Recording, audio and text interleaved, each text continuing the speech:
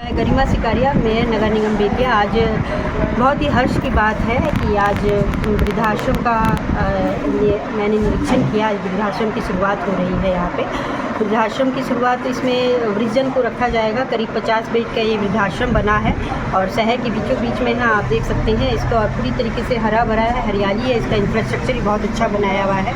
इसमें आज जीविका के द्वारा दीदी की रसोई चालू की गई है।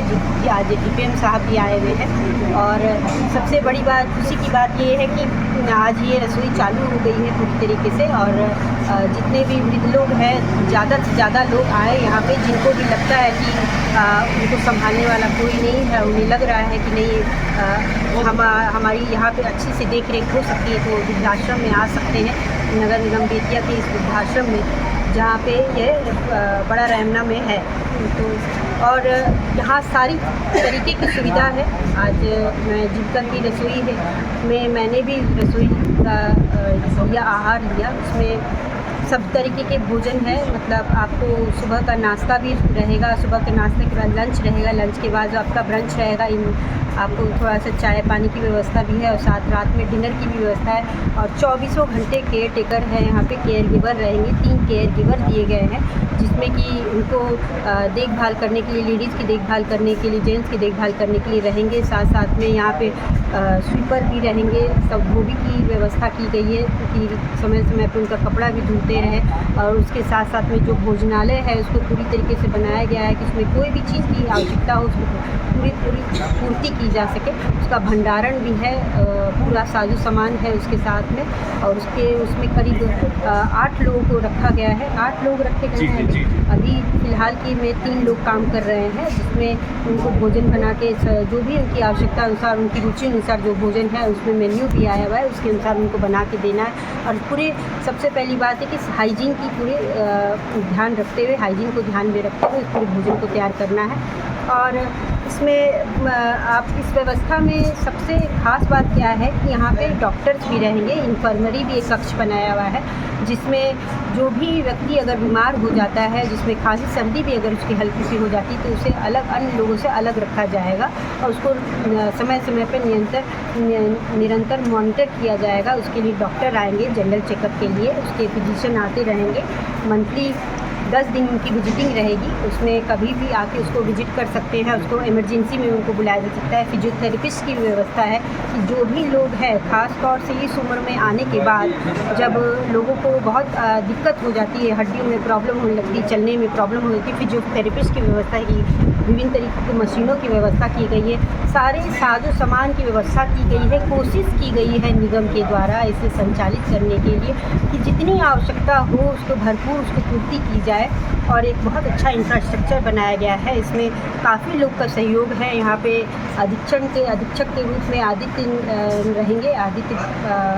रहेंगे। उसके साथ साथ में निगम के द्वारा संचालित होगा ये। और कहीं पे किसी कोई परेशानी लगती है, जो भी परेशानी हो, उस परेशानी को हम निरंतर देखते रहेंगे, समय समय पे उसका मॉनिटर करते रहेंगे, कंट्रोल करते रहेंगे। और ये कोशिश मेरी यही रहेगी कि यहाँ पे जो लोग भी काम करें वो सेवा भावना से काम करें। उनको ये रहे, चाहे इनकी केयर टेकर हो, केयर गिवर हो, हेल्थ केयर हो, या फिर इसके अधीक्षण हो। यहाँ पे डीपीएम साहब आए हुए हैं, उनके भी काफ़ी सारे जो भी संबंधित अधिकारी रहेंगे, वो समय समय पे उनको मॉनिटर करते रहेंगे। तो उनकी सबकी भावना ये रहो कि सेवा भावना हो। ये बहुत पुण्य का काम है, जिसका कोई नहीं होता, उसका ऊपर वाला तो ज़रूर होता है, लेकिन ऊपर वाले के माध्यम से कोई ना कोई को किसी को बनना होता है। तो निगम आज एक माध्यम बना है इस वृद्धाश्रम के लिए कि जितने वृद्ध लोग हैं, जो भी ज़्यादा से ज़्यादा जो आना चाहते हैं, अभी तो हमने इसे फ़िलहाल 50 बेड का ही चालू किया है। अगर ऐसा आवश्यकता लगती है तो इसे आगे भी कर सकते हैं। और पूरी कोशिश रहेगी कि कहीं किसी को कोई शिकायत नहीं रहे, उनके परिजन भी खुश रहें, कि उनके जो बड़े बुजुर्ग जो हैं यहाँ पे अच्छे से रहें। धन्यवाद। संचालित किया जाएगा, निगम भी इसकी देख रेख करेगी सारी से। इसमें बहुत बड़ा योगदान जीविका दीदियों का रहेगा, जो रसोई, क्योंकि खाने पर ही सब कुछ निर्भर है। आप देख रहे हैं कि जो भी वृद्धजन है यहाँ पे, अपने कहीं ना कहीं ये बोला जाता है कि जीने के लिए खाना नहीं चाहिए, खाने के लिए जीना है।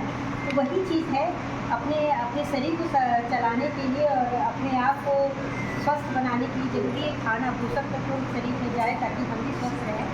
खाना देने के लिए यहाँ पे जीविका दीदी सब रहेंगी।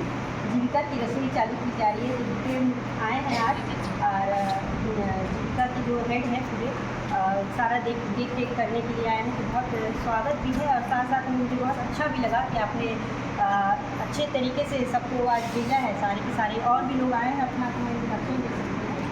तो ये और ये चीज़ है कि खाने को इस चीज़ को ध्यान रखा जाए कि खाने में जो मेन्यू बना हुआ है उसमें मेन्यू के आधार पर खाना मिले, हरी सब्जियाँ मिले, दाल मिले, चावल मिले, और उसके साथ साथ में जहाँ उनकी रुचि हो कहीं, क्योंकि कई लोग ऐसे होते हैं कि मतलब बहुत परेशानी होती है, इतनी ऐसी अवस्था में आ जाते हैं कि खाना अगर उनको भा नहीं रहा हो तो उसके अनुसार भी थोड़ा उसमें चेंज किया जा सकता है। वो चीज़ की व्यवस्था पूरी की जाएगी, और देख रेख है समय समय पे आपके द्वारा इसकी मॉनिटरिंग जरूर होती रहनी चाहिए।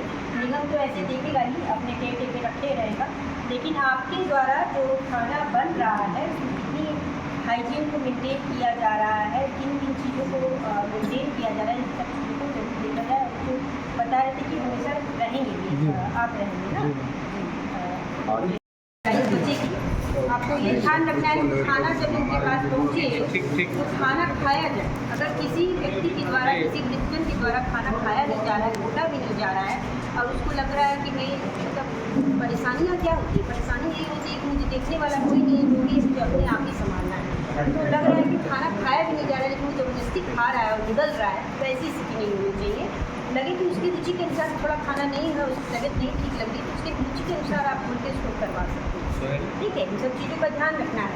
जो भी रसोई में रहेंगी उन सबों को संचालित करना, उनसे इनके द्वारा तीखा खाना नहीं बनाया जाए, पोषक तत्व का ध्यान रखा जाए, साथ साथ में हाइजीन का ध्यान रखा जाए। इन सब चीज़ों को देखना है। इसमें रसोई को कौन देखेंगे, मॉनिटर कौन करेंगे, जो होटल मैनेजमेंट वो आगे जाते रहेंगे क्या?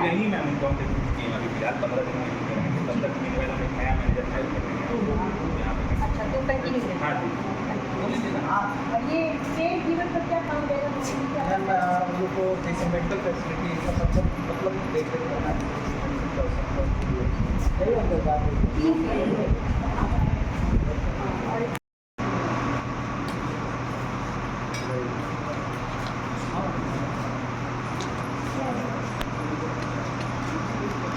खाना तो अच्छा है, इन्होंने बनाया है।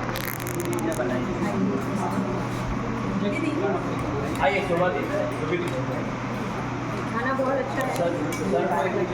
सर को दीजिए, सर नाम को कर दीजिए। की रुचि के हिसाब से समझ सकते हैं इसमें कि भाई कोई चीज़ जिसमें से किसी को निकलवाना चाहती हैं या खा नहीं पा रही है या खा नहीं सकती हैं, जो अगर जा नहीं सकते, आपकी इच्छा हो तो वहाँ जाके खा भी सकती हैं, क्योंकि वो पूरा भोजनालय बना हुआ है, डाइनिंग हॉल बना हुआ है, जहाँ बैठ के साथ में खाने को ज़्यादा आनंद आएगा। लेकिन अगर ऐसी लग रहा है कि नहीं हम नहीं जा पा रहे हैं, तो अपने आप बैठ यहाँ पे मिलेगा छोटे छोटे, आप जो बोल दीजिएगा यहाँ पे। लेकिन ये चीज़ का ध्यान रखा जाए, जरूर से ध्यान रखा जाए, खाने को ला देने के बाद इनकी इच्छा की रुचि खाते हैं। जो चीज़ें खा पा रही है तो ठीक है, नहीं खा पा रही है तो चीज़ को निकाल दिया जाए, वो वेस्ट नहीं होना चाहिए, यानी सामान का ध्यान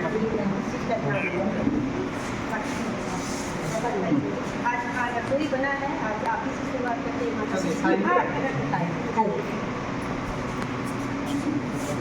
हाँ हाँ जी हाँ सब दे दीजिए। कोई भी चीज़ की इच्छा नहीं हो जब बता